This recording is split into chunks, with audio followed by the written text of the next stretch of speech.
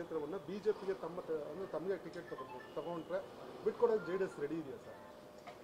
ಈಗ ಇಲ್ಲಿ ಪ್ರಶ್ನೆ ಇದು ಯಾವುದೇ ತೀರ್ಮಾನಗಳಾಗಿರ್ಬೋದು, ಇದು ಯಾವುದೇ ಚರ್ಚೆಗಳಾಗಿರ್ಬೋದು, ನಾವು ಬೀದಿನಲ್ಲಿ ನಿಂತು ಇವತ್ತು ಚರ್ಚೆ ಮಾಡ್ತಕ್ಕಂಥದ್ದು ಸೂಕ್ತ ಅಲ್ಲ.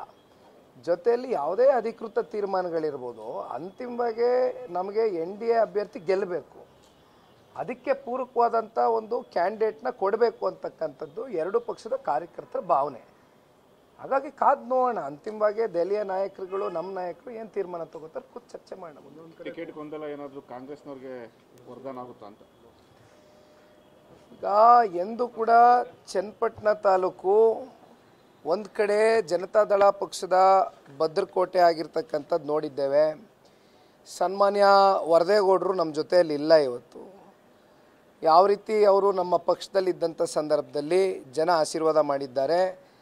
ಜೊತೆಯಲ್ಲಿ ಒಬ್ಬ ಭಾಳ ಸರಳವಾದಂಥ ವ್ಯಕ್ತಿತ್ವ, ಆರ್ಥಿಕವಾಗಿ ಅವರೇನು ಸದೃಢವಾಗಿ ಇರಲಿಲ್ಲ, ಭಾಳ ನಿಷ್ಠಾವಂತ ಕಾರ್ಯಕರ್ತರು ಸಿಮ್ಲಿಂ ನಾಗರಾಜಣ್ಣ ಅವರು ನಮ್ಮ ಅಗಲು ಹೋಗಿದ್ದಾರೆ. ಇವ್ರು ನಮ್ಮ ಜೊತೆಯಲ್ಲಿ ಇಲ್ಲ ಇವತ್ತು. ಒಬ್ಬ ಸಾಮಾನ್ಯರಲ್ಲಿ ಸಾಮಾನ್ಯ ಕಾರ್ಯಕರ್ತ ನಿಂತಾಗಲೂ ಕೂಡ ಇವತ್ತು ಜನತಾದಳ ಪಕ್ಷಕ್ಕೆ 55ರಿಂದ 60 ಸಾವಿರ ಮತಗಳು ಕ್ರೋಢೀಕರಿಸಿದೆ. ಹಾಗಿದ್ದಾಗ ಸಾಮಾನ್ಯವಾಗಿ ಒಂದು ಕಡೆ JDS ಶಕ್ತಿ, ಇನ್ನೊಂದು ಕಡೆ ಸನ್ಮಾನ್ಯ CP ಯೋಗೀಶ್ವರರು ಕೂಡ ಅವ್ರದ್ದಾದಂಥ ವೈಯಕ್ತಿಕ ವರ್ಚಸ್ಸನ್ನ ಆ ಕ್ಷೇತ್ರದಲ್ಲಿ ಇಟ್ಕೊಂಡಿದ್ದಾರೆ. ಅದು ಕೂಡ ವಾಸ್ತವಾಂಶ. ಇವೆಲ್ಲವನ್ನು ನೋಡಿದಂಥ ಸಂದರ್ಭದಲ್ಲಿ ಕಾಂಗ್ರೆಸ್ಗೆ ಆ ಕ್ಷೇತ್ರದಲ್ಲಿ ನೆಲೆ ಇಲ್ಲ. ಬಹುಶಃ ಈ ಚುನಾವಣೆಯಲ್ಲಿ ಒಂದಷ್ಟು ಮತಗಳು ಕ್ರೋಢೀಕರಿಸಿರ್ಬೋದು ಅವ್ರ ಪರವಾಗಿ. ಆದರೆ ಇತಿಹಾಸ ತೆಗೆದು ನೋಡಿದಾಗ ಕಾಂಗ್ರೆಸ್ಗೆ ಏನು ಅಷ್ಟು ಪ್ರಬಲವಾದಂಥ ನೆಲೆ ಚನ್ನಪಟ್ಟಣದಲ್ಲಿ ಇಲ್ಲ ಅಂತಕ್ಕಂಥದ್ದು ನಾವು ಡೇಟಾ ಅನಾಲಿಸಿಸ್ ಮಾಡಿದಾಗ ಗೊತ್ತಾಗ್ತದೆ.